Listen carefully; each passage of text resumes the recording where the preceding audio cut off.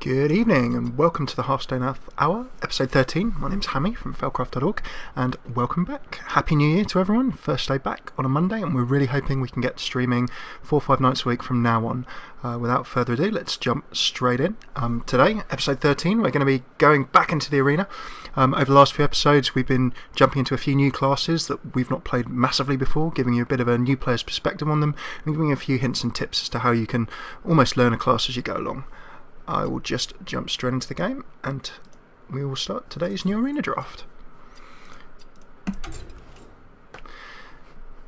So I've got my 150s worth of questing gold, and for the next half hour let's draft something a bit different. Okay, I've not actually, I think, drafted any of these heroes in the arena just yet, so this will be a good learning experience all around. We can take some of the things that we've been discussing, card game basics, learning about the arena in the last couple of episodes, and put them straight into practice. I've not played huge amounts of Shaman, Hunter or Rogue before.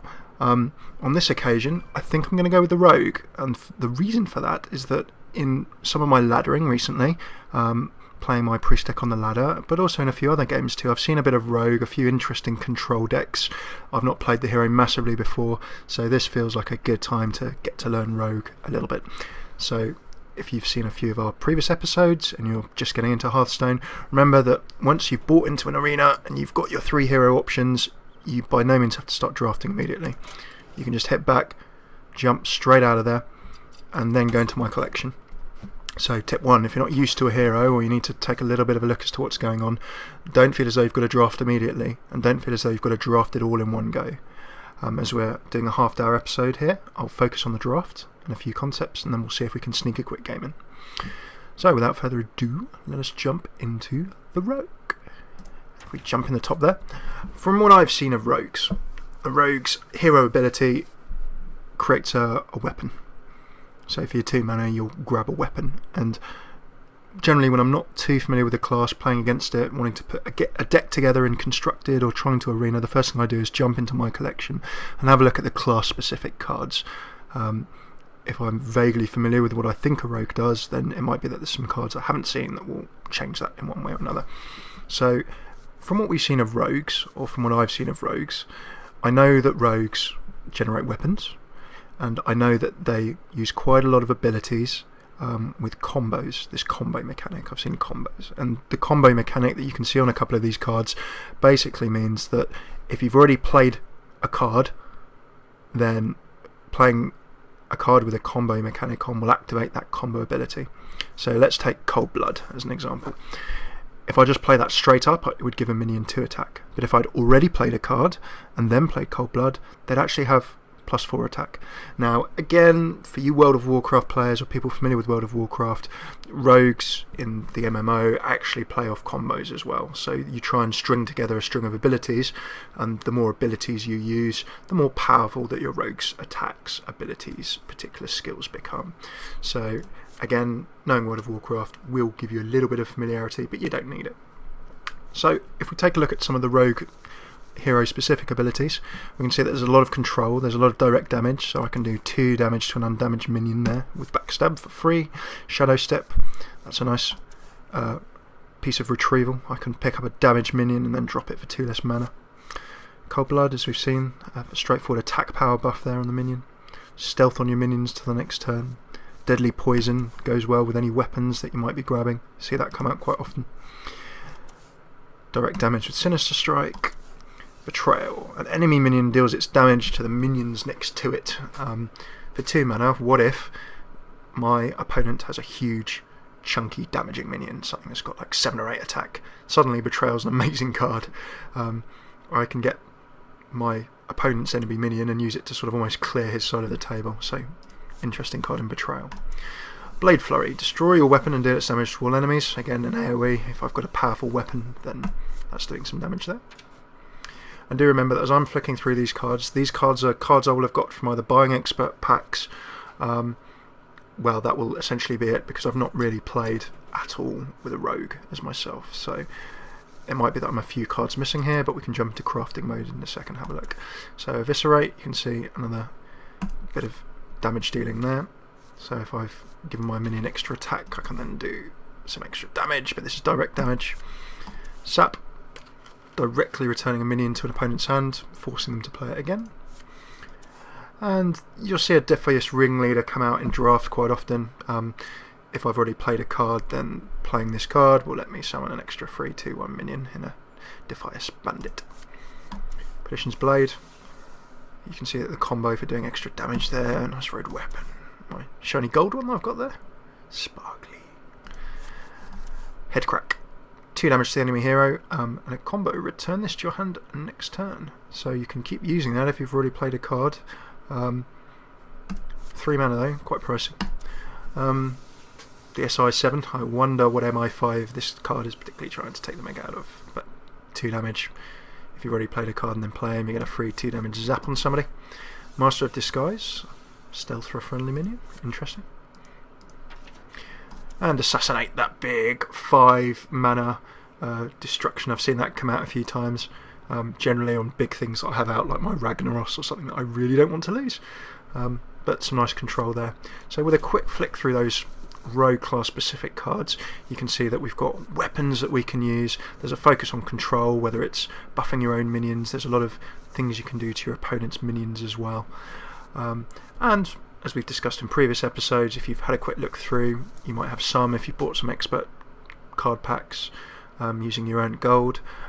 If you think that there's stuff that you're missing, go into crafting mode and you'll then see, clicking in and out of crafting mode, where are the extra cards? Anything that's then in blue, or indeed totally missing, like that one, are things that you can craft and that are additional in your rogue deck. So preparation, we can see the next spell you cast this turn costs 3 mana less. Well, that's pretty nice. They'll let you get some of these more chunky spells of the rogue variety out a little bit more cheaply. Patient Assassin there as well. Destroy any minion damaged by this minion with a stealth. So drop him, and then because he's stealthed, unless someone uses a general AoE ability on the table, they're not going to be able to target him specifically. So Holy Nova could pick him off, for example. But then he can come in and kill something in one go. So a very mana efficient trade there if you use him. Van Cleef, you do see this chap turn up. So if I've played a whole bunch of cheap cards and then I drop Van Cleef, if I manage to play 2-3 cards, suddenly I'm adding 6/6 and Van Cleef becomes an 8/8 for 3 mana. So quite a nice little legendary to drop in there if you like. Kidnapper, I've seen that turn up in a draft against me before. Simple combo, 5 and 3, 5 attack, 3 health, quite a bit of decent damage you can do there. And then returning that minion to its owner's hand, just like your sap as well. So again, forcing your opponent to replay another minion there can be pretty handy. He just wants people to see his vacation photos. Poor Kidnapper, so misunderstood, just like Dr. Pepper. And when we jump out of crafting mode, you can also jump in. You can have a look at golden cards as well if you want to see the nice shiny gold versions. You see the little animations in the background, but of course they're not as pretty, so if you actually have the gold card itself. Okay, so with a lightning review, those are some of the rogue specific class mechanics and some of the rogue specific cards you can play. So already from knowing the rogue's hero ability of summoning a weapon, I know I can be using weapons. Also having had a look at the rogue specific class cards and jumped into crafting mode, I've never played rogue before, I think, as far as I can remember, in Constructed, in making my own decks. So already jumping into this arena, I've got some idea of what kind of abilities and toys my rogue can use. How is that going to affect the deck I build? Well, we can see there's a lot of control. We could go quite weapon heavy. In terms of rogue specific minions, we can see that there's some quite good swarming you can potentially do. If you played some cheap cards already, you can maybe drop a Defias Ringleader or 2, get things going there. Anything to do with combos, being able to play cheap cards and then playing the stronger rogue cards after is definitely a theme. Hey, if a legendary turns up in a draft, and occasionally it has, I've picked a Ragnaros before, Mr. Van Cleef could be quite nice. So once we've had a look at your general sort of abilities for your particular hero, we can then jump into the neutral minions. And before you jump into an arena draft that you're not hugely prepared for, or you're not massively familiar with the class, it's always worth just having a quick look through all the neutral minions as well and thinking, right, as a rogue, I'm going to be trying to control my opponent. I'm going to be wanting to maybe buff some cheap minions. So take this for example. I could, for 1 mana, turn a 1/2 mana minion into perhaps a 4 health attacking thing. So if I can play some cheap minions, I can quickly then top them up with more cheap mana cost rogue cards. So that might not be such a bad bet. Anything that gives minions additional attack power might be quite good. So it will be luck of the draw, as any arena is, as to what turns up. They do try and give you relatively... It feels as though they do try and give you a reasonable set of cards. It's not entirely random, I think, with the neutrals. Or at least it doesn't feel that way sometimes. But again, if I'm looking to pick weapons, then I can think of neutral minions that, common sense, give me a bit of a boost to my weapons. Bloodsail Corsair is removing an opponent's weapon, but of course we do have things that will let me equip additional weapons. Charge, well, I've got a weapon equipped. If I'm going with lots of low cost minions, that could be an example. A Bloodsail Raider, again, gain attack equal to the attack of your weapon. If I've got some good weapons, then that's a very cheap card I can play that benefits from me playing a weapon. So in terms of simple synergy, if you're a class that's playing a weapon, think of minions that will let you buff your weapons, or they benefit from you having weapons. Another one I can think of off the top of my head is the I think of him as the Dread Pirate Roberts. I just need to remember his name. Go along. I think he's a 4 mana minion.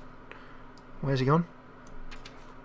Where's he gone? The Dread Corsair, kind of like the Dread Pirate Roberts, if you're a bit of a fan of the Princess Bride.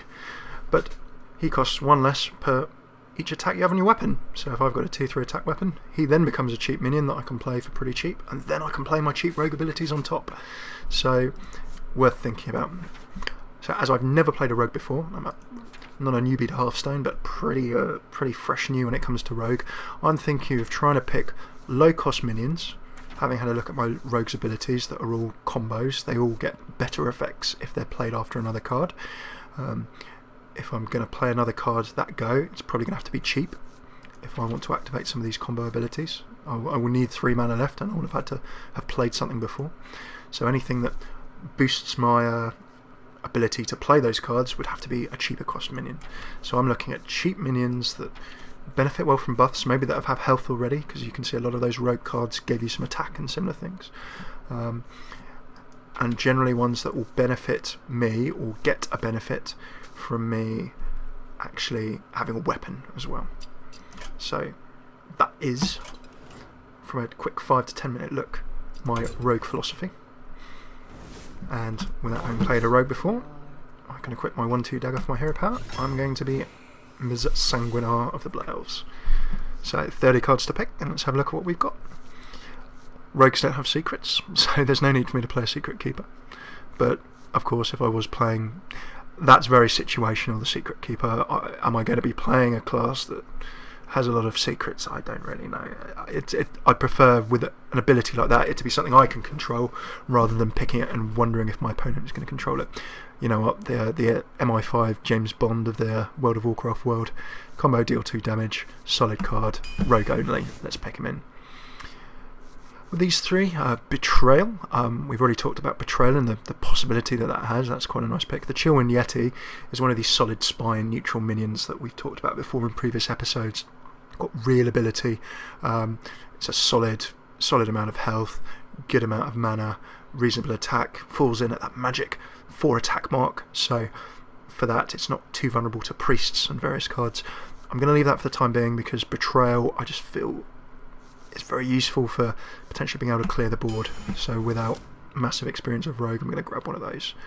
We get the Chillwind Yeti and Bloodfin Raptor again. So both a 2/3/2. You'll see a lot of 2 mana, 3 attack, 2 health minions.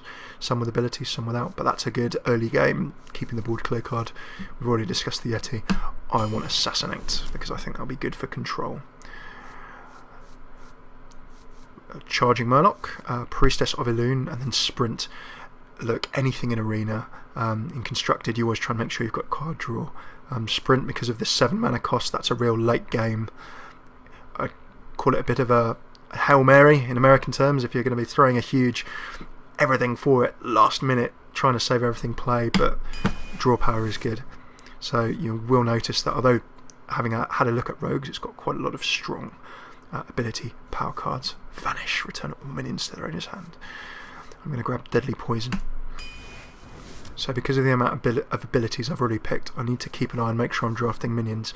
But if I'm giving a weapon to attack, I'm going to take a risk and make sure that I'm drafting a weapon, or I would hope.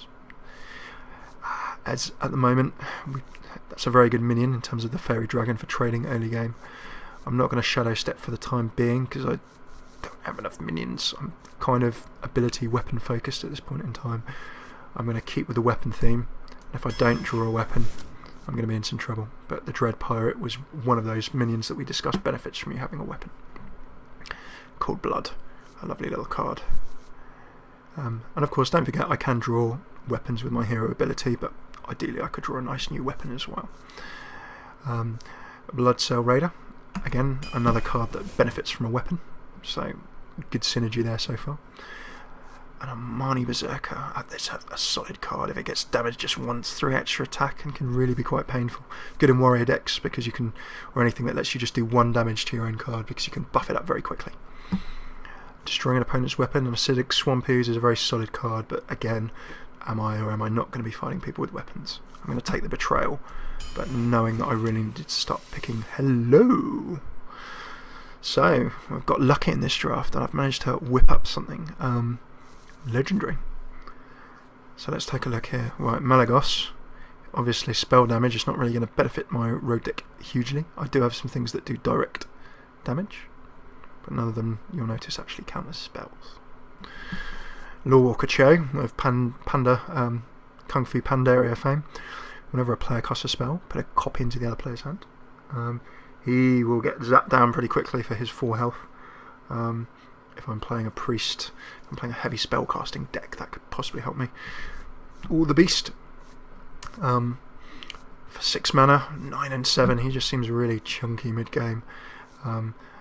This would protect me against other spells. I've never played with the Beast, so I'm going to pick him for fun. Next draft, Acolyte of Pain. You see him pop up in a few drafts and a few arenas just for the ability to give people a little card drawing power. That's if he's not one shot in one go. If he takes a bit of damage, you can get a few extra cards in. Solid spine-wise, a Mad Bomber. Random as you like, can do you more harm than good. The 2/3/2 is good, but that Battle Cry somewhat sets him back a bit. I'm going to take the Acolyte of Pain, probably just for a bit more card drawing ability. Direwolf buffs any cheap minions that I'm hopefully going to get, which is good. The Tauren Warrior, an early game taunt, and 1 damage, gives him the extra 3 attack. Another good solid spine card, so I'm going to beef up that middle. Fairy Dragon, out of this lot. I don't have many tanks to keep things off me, so I'm going to go with a Fen Creeper. And let me swing with my weapon and get other stuff set up. Backstab, 2 damage to an undamaged minion. Sets up some good combos for free. That goes in. We're getting to around about the halfway mark, 15 cards out of 30, so I'm just going to take a quick look at the balance of my cards. So when you're maybe a third, halfway through in your arena, always good to just take stock to make sure you don't get too carried away and end up making an unusable deck. So one thing I take a look at is the mana curve. Am I very heavily weighed in a particular area? I'm okay for the time being. I may be lacking a bit late game. I seem to have a bit more of 2 or 3, so when I then look through my deck list, I should sit down and really have a good think about, why do I have more cards in that area? Do I need more minions? Because I've picked a lot of spells. How can I make sure I keep the theme of my deck, which we roughly sussed out was use weapons, try and keep control of the table, and if possible use either cheap minions or minions that benefit from me using a weapon, because there is a synergy in the card set that allows for that. So we've got Backstab, 2 Deadly Poisons, 2 Betrayals. We've already got 5 cast cards that are cheap there. That will set up combos, which is good. Then 1, 2, 3, 4, 5 minions in that middle range. So actually most of this middle range is me with minions. We've got benefits from weapon, draw power, benefits from combo because it's a rogue card, tank support, benefits from weapon. We've then got Assassinate as a sort of a picking off painful minion thing later game. We've then got more tank support, and that tank support, it's kind of mid to late game, because if I'm dropping that kind of stuff, I'm holding stuff off me while I can set up combos. Ideally, the cheaper the better. The Beast, just because, legendary. And Sprint is a bit of a Hail Mary, but also draw power. So 1, 2, 3, 4, 5, 6, 7. 7 minions, about another 7 abilities. That's reasonably balanced. There's no hard and fast rule that in terms of a draft deck for any balance between the amount of, say, for example, abilities compared to minions you have. Some decks will be incredibly minion heavy, and minions will be doing your legwork for you. But I'm feeling that we're 50-50 is a good balance right now, but I'd probably like a few more minions. If I had more abilities, I'm really relying on setting up those combos between the abilities and hoping that the minions keep damage off me when I can really control the table with abilities. More minions, then the abilities would be a bit more supporting. So right back into the fray. I can buff cheap minions with a Shattered Sun Cleric, a very solid card. Charge, well, I've got a Weapon Equipped, a easy 2 damage for the Southsea Deckhand, and then the Voodoo Doctor restores a couple of health for cheap. I'm going to go with the Shattered Sun Cleric, I think, because I want some more things with a bit of health that can survive for a little bit longer. Shadow Step, returning a minion to my hand and can replay it. Tempting. The Spellbreaker is a really solid spine card, just because that silence and the 4/4/3 is very, very solid. I also need a little bit more reinforcement in that area, so that comes into the fray. Shadow Step, I'm just going to pick on this occasion. Lord of the Arena is an equally solid late game tank damage card to keep things off you. The Unforged Rifleman does a ping for that one battle cry, so that it costs the extra mana, lacks an attack for that sort of general level, but then you can do that ping. Shadow Step gets the nod. Fairy Dragon, a nice early keeping things off the table training card. Fan of Knives gives me 1 damage to cheap minions and lets me draw a card. That takes the strike. Sinister Strike, 3 damage to the hero is not huge amounts, but it sets up a combo, so that would be the main reason for that cheap ability. The Flesh Eating Ghoul I'm going to probably grab, because that ability just triggers ragingly frequently, particularly because minions are getting picked off left and right in Arena in particular. I'm going to go with the Ghoul for the time being. Questing Adventurer, that is, I'm regretting taking the Ghoul now, because the Questing Adventurer, whenever you play a card, gain 1/1. I play a lot of cheap cards. No real dilemma in taking that and being happy with it. Giving my weapon 2 attack with Deadly Poison. I've got a couple of those. Eviscerate, dealing 2 damage and comboing up to 4. Feels good at this point in time. The Dragon mechanic will let me swarm additional minions in for cheap. I could have some late game. I've already got a tank in at that point. Now the Booty Bait Bodyguard is probably a little bit 6 and 2/3, more attack, less health. So for that reason, I'm probably going to go for the Dragon mechanic, because it summons that extra minion. A Defius Ringleader. That's a no-brainer rogue pick, just because it feeds off a combo. We're now at about 23. I'm just going to do one more quick little count on abilities against minions, just to check that my deck is still on track. And you see I've had a massive surge now when looking at my mana curve. I've now got a lot of 2s and 3s, so that needs a real look at, because maybe I need some more late game support. Maybe this deck is peaking quite early on. If I don't get control and really dominate in the early game, then I might fall away in the late game. So it might be that I have a need to pick up some high damage, bigger cost minions, sort of sweepers for the late game. So we've got 1, 2, 3, 4, 5, 6, 7, 8, 9, 10. So we're now 10 abilities and 13 minions. 1, 2, 3, 4, 5, 6, 7. I've just miscounted. 8, 9. No. So we're now a little bit more heavy on the minion front than we are on the abilities, so I can actually afford to pick a few more abilities. We can see that if we take a look at the sort of the curve of minions, I don't have anything turn 1 that I can play minion wise. 2, I've then got a couple of cards I can play there. I've got a couple of 3/3s, 4/3s, 5/3s, 6/3s. Suddenly I've got a massive cheap minions I can swarm with at this point in the game. Draggling mechanic, of course, there's Spellbreaker, a couple of 5s and 6s, so there's a few good options there. So all good. I could possibly do with a cheap turn 1 minion, or I could do with some bigger late game minions to sort of weigh that through. So can afford to pick a few more abilities. having taken a look at the mana curve, probably wanting a few more heavy minions in the late game, as really clear as, I mean, we've just suddenly taken stock and seen the amount of 3 minions I've picked. And this will happen to you quite a bit in Arena. You almost get carried away with your drafting. Suddenly you realise that you're sort of totally stacked in one particular mana area, you're playing loads of cheap cards, or not able to play any big cards. So trying to keep a little bit of balance so that generally you can play a few of something every go is pretty good. So I am going to look at maybe drafting a few more abilities, or spell cards, and hopefully, if something comes up, a few more big late game minions. Minions stealthing until my next turn really protects me in terms of conceal, so that's an interesting option. Triggers a cheap combo. I think Assassinate to control that late game is going to get the nod for destroying an enemy minion for a bit of mana. There we go, there he is, the Dread Corsair. 1 less per attack of your weapon. I've sadly, up until this point, even with 6 cards to go, I've not drawn any of the big rogue weapons, which is a bit of a shame. Fan of Knives gives me more card draw. Vanish would help me clear up in the late game. I'm lacking late game options, but it gives me more control, so I'm going to grab a Vanish. Fan of Knives for that additional early draw, equally tempting. Really, and you'll also note that in the early game I don't have any big card driving minions, so do I want late game control or do I want early game card draw? I think at this stage I need a bit more late game control. Battle Cry, I've given my opponent a mana crystal, I'd probably rather avoid that. Ancient Watcher is solely defensive with no taunt, so I can't attack with him. He sort of sits there unless I can give him a taunt. The Argent Commander is a real solid spine card in Constructed. It has the charge, it can Divine Shield. I need more late game minions. 0 brain that goes in.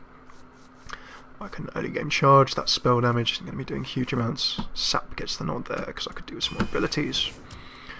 I get another Betrayal and another Assassinate. Betrayal is really going to give me a lot of control, not only early game but also late game as well. So I'm going to pick a Betrayal, because with 3 of those, whether it's big minions or little ones, that will really help me out.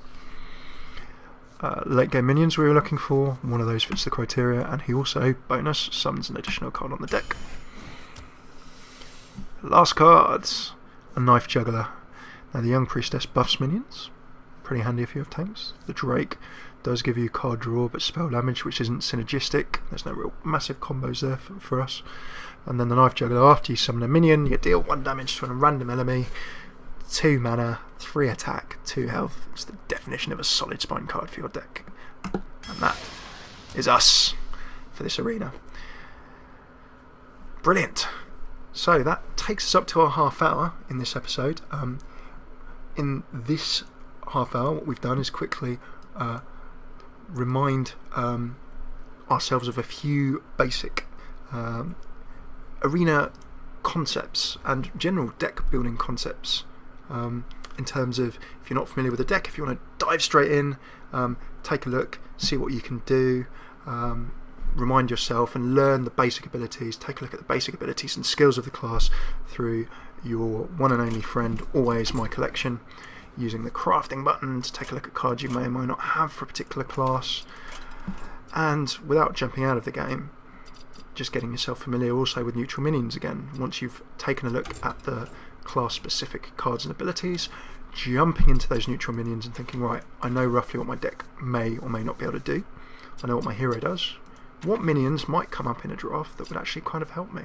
So we identified a few looking through here that we then actually proceeded to be able to draft that came up in the game. And if you're not massively familiar with the minion, take a look at it, take your time. No need to rush. The thing about drafting in an arena is that you don't have to pick a hero straight away.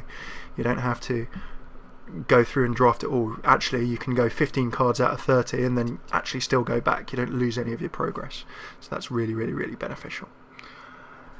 And we then drafted through, picking our arena deck, but making sure that we took, and in taking those breaks, making sure that we reviewed the mana curve of our deck and saw what was going on there, but also that as we reviewed the mana curve, we took those learnings and saw where we were very heavy, and then tried to translate that into some actual actions and tweaking our draft as we went along.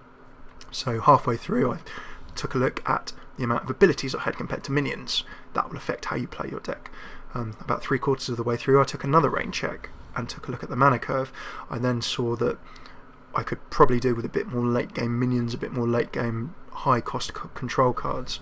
So that also, by taking those regular breaks, rain checking, seeing what you're up to, means that you can really tweak your deck as you go along and try and make something that there's always luck of the draw in Arena. This is a card game and this is a draft format, but despite the luck of the draw, making sure that you've got an idea, you try and follow it through as much as you can, and you try and make something that generally will meld together and play reasonably well, or as best as you can. As a final little sum up, we can see that I've got a very heavy mana curve in the middle, and we can, if we delve in, the reason for that is I've got 3 betrayals, but we've taken a look at betrayal and we know that that will give me equal amounts of early game control as late game control. Whether I use that on a 3 attack minion or an 8 attack minion early or late game, it will still give me a lot of flexibility, and it will help me clear down the deck. Eviscerate and Sap, I've got a lot of rogue abilities here that trigger off combos and trigger off cheap cards. And then we've also seen that I've got some solid spine minions that either are rogue essentials and benefit off combos, feed off the weapon that I'll be summoning, and I did gamble in this game on drawing perhaps, being able to draft out a higher Perdition's Blade or something nicer in terms of a specific rogue higher damage weapon, so not so much benefit to be had there. Knife Juggler, for all the cheap minions that I play, will be dealing damage left, right and centre. And then in this 3 area we can see I've got a combination of tanking minions, buffing minions, minions that benefit, like Questing Adventurer, from me playing cards. Rogue combos benefit from me playing cards. And then some solid spine minions. Acolyte of Pain was draw, Flesh Eating Ghoul was a trigger for some additional attack power. So, having summed that up, I've got some late game clearers and tanks, but my focus of this deck will be coming out guns blazing early on, trying to keep their minions under control in the early game, and then when I get to this 3-4 mana mark, really starting to get a lot of mid-game minions in and swarm through, keep their board clear most importantly, and do as much damage. I need to end this game with this deck in the mid-game. If I get to the late game, I've got a few late-game big minions, but not a huge amount of stuff that's going to be swinging toe-to-toe with big late-game minions. So if I play against a deck that pulls out Ragnaros's big late game stuff, I've got some control, I've got Assassinate, I've got Spellbreak, I've got a few silences, but a lot of my mid game minions are going to be suffering by that point because they're just not going to be able to go toe to toe, so I need to keep the control going with my abilities. Now, without further ado, is our Hearthstone Half Hour. It's a little introduction to Rogue as a class. It's also an introduction to drafting Rogue in Arena, as we've gone through, taken some old concepts from previous episodes. What we'll do in the next episode, it will either be this evening or perhaps it will be tomorrow, is we'll pick up this deck again, we'll write out the deck list and jot it down so you guys can see it, and then we'll take it into some games so you can see how it fares and whether all of this theory crafting that we've been doing actually pulls off when we take it into a game scenario. So thanks very much for tuning in, as always, and as we always ask at the end of every episode, I'm just going to jump to my final overlay here. Thank you very much for tuning in, whether you're on YouTube, whether you're on our website, failcraft.org, or whether you have joined us live on twitch.tv. It is always great to see you. So what we'd really love you to do is, if there's ways that we could make this better for you, is my voice boring? Is this content boring? Let us know. We really appreciate the feedback. It will make us know what we're doing, and it will help us make better content for you.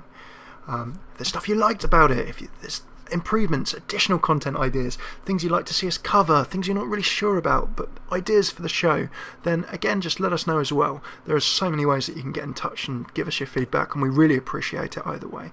And if you think people would appreciate it, share it, comment on it, like it, vote it up. It really helps us keep going, and it also helps us, in a practical sense, get more people to know about what we're up to. So, final shout out, places you can find us. failcraft.org is the website. We've done a little revamp there recently. You can jump into the blog, and because we've done that revamp, if you'd think we could change the website or improve it, let us know. Twitter, always available for tweets at failcraftcasts. You can find us there. Really love your YouTube subscriptions.